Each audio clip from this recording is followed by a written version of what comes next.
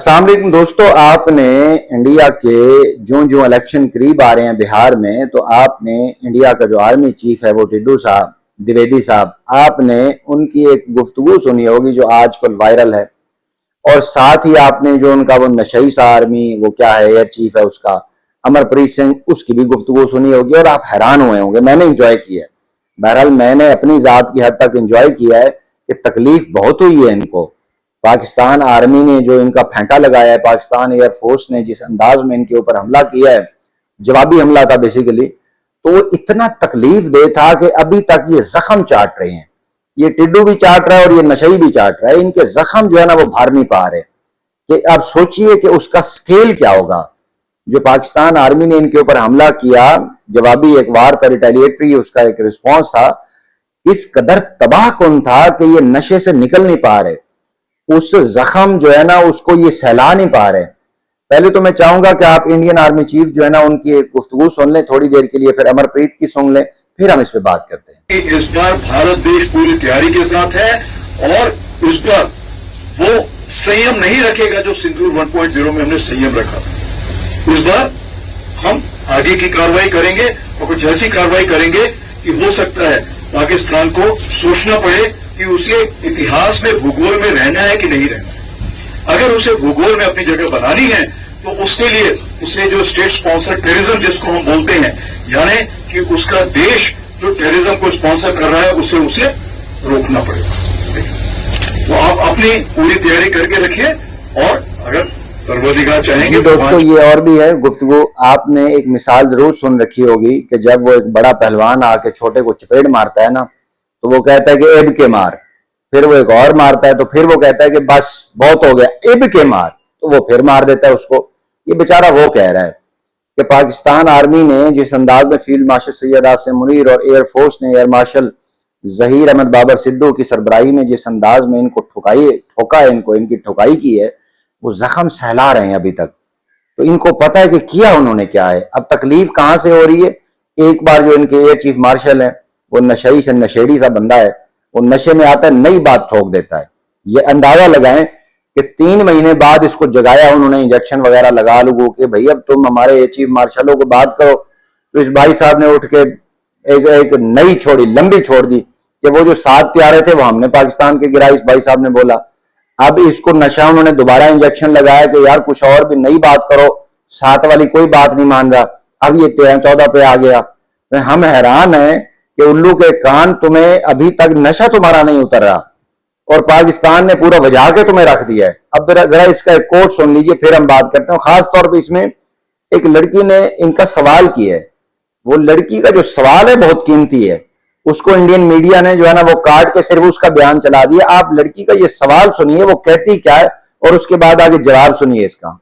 नहीं दिखा पाए हमें, उनको अपनी पब्लिक को कुछ दिखाना है अपने साख बचाने के लिए। यस, हमें जहाज चाहिए, हाँ जी चाहिए। सर, आपने ऑपरेशन सिंदूर की बात की, लास्ट ईयर का पूरा हाईलाइट ऑपरेशन सिंदूर रहा, लेकिन उस समय ऑपरेशन सिंदूर के दौरान पाकिस्तान ने लगातार ये कहा कि हमने इंडियन एयरफोर्स के इतने जेट गिरा दिए हैं और दुनिया ने उसको सही भी माना क्योंकि हमारी तरफ से कोई काउंटर नहीं हुआ। 3 महीने बाद आपने उसका काउंटर किया जब आपने बोला कि हमने उनके 6 या 7 फाइटर जेट गिराए।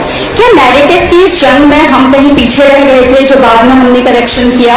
और सर, सीबीएस ने एक इंटरव्यू में बोला था, सिंगापुर में उन्होंने एक इंटरव्यू दिया था, उसमें उन्होंने बोला था कि शुरू में हमसे टैक्टिकल मिस्टेक हुई और उन्होंने एक चीज बोली कि 2 दिन बाद फिर हमारे जेट फिर से उड़े। तो उससे कहीं ना कहीं ये कंफ्यूजन हुआ कि क्या 2 दिन तक ग्राउंडेड थे हमारे जेट? अगर आप इस पर क्लैरिफिकेशन दे सकें। उन्होंने कहा हमने इतने जेट गिराए, आपने कुछ नहीं बोला। मैं अभी भी कुछ नहीं बोल रहा उसके बारे में, और ना मैं बोलना चाहूंगा। अगर वो सोचते उन्होंने मेरे 15 जेट गिराए हैं, उनको सोचने दो।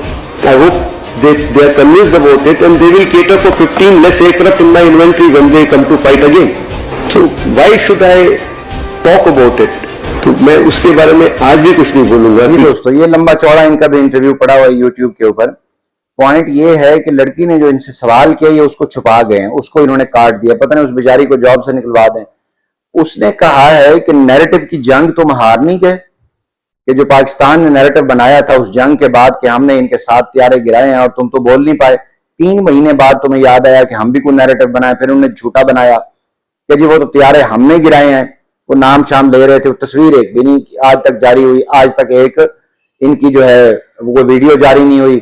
और उल्लू का कान देखें, ये चीफ मार्शल है, ये जेन्युइनली नशा करता है, ये आप मजाक में समझ रहे हो, ये जेन्युइनली नशा करता है। अगर नशा ना करता होता, पाकिस्तान आर्मी ने, पाकिस्तान के जो DGISPR है, उन्होंने इसके तैयारों के नंबर बताए कि आप इनकी दोबारा दिखा दो, इन्वेंट्री दिखा दो और मीडिया के सामने दिखा दो, ये आपके राफेल खड़े हैं। हमने नंबर बताए, हमने इनके जो पायलट चला रहे थे, जिस हॉस्पिटल में वो अंडर ट्रीटमेंट थे, वो बताए, सारा हमने बताया। अभी तक उसका जवाब नहीं दे पाए। ओपन, एक कितनी बड़ी बात है कि सिंपल आप अपने त्यारे खड़े करके आप उसकी जो है ना एक मशक करा दें, दुनिया को दिखा दें, अपने BBC को दिखा दें, CNN को दिखा दें, एक इंडिपेंडेंट जर्नलिस्ट को दिखा दें, ये आपके त्यारे खड़े हैं। खास तौर पे जो हमने नंबरिंग बताई है, और वो जो कैप्टन है आपके, जो उसको पायलट है, वो दिखा दें कि जनाब ये मौजूद है। वो क्या, वो बच्ची सी थी शिवांगी टाइप, उसको दिखा दें कि ये भाई अपने माँ बाप के साथ बैठी हुई है। दिखा क्यों नहीं पा रहे आप? रोज आप नया चूरन बेच रहे हो अपनी कौम को यार। यानी आप इंडियन कौम को, अब तो मुझे यकीन हो गया, ये इंडियन कौम को जानबूझ के एक तरफ इन्होंने उसको फ्रस्ट्रेट रखा हुआ है, गुर्बत की मार दी हुई है, और दूसरी तरफ वो दिखाते हैं कि जनाब इंडिया तरक्की कर रहा है। किधर कर रहा है भाई? वो 80 करोड़ लोग तो अब भी 2 वक्त का खाना नहीं खाते बेचारे। और तीसरी तरफ देखिए, अपने अबानी अंडानी को ये नवाज रहा है। और चौथा सोशल मीडिया, यानी गोदी मीडिया के ऊपर जो है ना, वो सोशल मीडिया के ऊपर डिसइंफॉर्मेशन का नेटवर्क है, वो चला देते हैं। बंदा पूछे कि जो जो पाकिस्तान आर्मी ने तुम्हारे साथ किया है वही दिखा दो आप, वो नहीं दिखाया जाएगा इनसे। यानी पाकिस्तान आर्मी ने, पाकिस्तान फिजाइया ने, अब इनको तकलीफ पाकिस्तान नेवी से है। पाकिस्तान नेवी ने जो सरक्रेक का इलाका है, अगर आप देखें 96 जो माइल है, किलोमीटर है, वो एरिया है, और एक तरफ गुजरात की रियासत है, एक तरफ सिंध है, तो इनको तकलीफ वहां पे हो रही है। वो सागर पाकिस्तान का इलाका है, वो पानी पाकिस्तान का है भाई, वो तो एक डिवीजन हुई है, तो आपका कहां से आ गया? इनको तकलीफ है कि पाकिस्तान आर्मी वहां एक बिल्डअप हो रहा है और हो सकता है इनको फेंटा लगाए वो। तो भाई हम स्टार्ट करने वाले नहीं है, इनिशिएट नहीं करते हम, इनिशिएट आपकी तरफ से होता है, खात्मा हम करते हैं। वो हमारे इस अंदाज में लेफ्टिनेंट जनरल अहमद शरीफ चौधरी ने कहा था कि रेस्ट श्योर, स्टार्ट आप करेंगे, लेकिन ये किस जगह खत्म होगी वो डिसाइड हम करेंगे। तो या तो बंदे के पुत्र बन जाओ, ये टिड्डू और ये नशई इंसान के पुत्र बन के अपनी कौम के लिए वो करो। दिखा तुम रहे हो कौम को, सेटिस्फाई तुम कौम को कर रहे हो। ये अवाम इतनी, तुम्हारी इंडियन अवाम इतनी बेवकूफ नहीं है कि जो पाकिस्तान आर्मी फिजाइया ने फेंटा लगाया वो पूरी दुनिया ने देखा है। ट्रंप से लेके, ट्रंप के जो है ना वो सारे जो यार है उसका, मोदी, सबको पता है, देखा है कि पाकिस्तान ने फेंटा क्या चढ़ा है इनको। और उस दिन से लेके आज तक पाकिस्तान की जो तारीफ हो रही है, पाकिस्तान से जो मोहब्बत की पींगे बढ़ाई जा रही है, वो तुम भी देख रहे हो। ये नशेड़ी भी देख रहा है, जिसको कोई नहीं बुला रहा, किसी जगह नहीं बुला रहा, किसी तकरीब में नहीं बुला रहा, इंटरनेशनल फोरम पे ना उस टिड्डू को कोई बुला रहा है। अब साफ वगैरह इनके पास जख्म चाटने के, कौम को बयानिया बेचने के अलावा कुछ नहीं है। पूछ रही है कौम, सोशल मीडिया पे पूछ रहे हैं कि बताओ जो पाकिस्तान ने तुम्हारे साथ किया, तुमने क्या किया। तो अब ये डिस इन्फॉर्मेशन का जो इनका चैनल है, उसके जरिए ये पाकिस्तान आर्मी को जवाब देना चाह रहे हैं कि वो हमने त्यारे गिराए हैं। कमाल है यार, बंदा ला लितर लवे ते उस वेले तक मारे ना जिस वेले तक इधर नशा ना उतरे।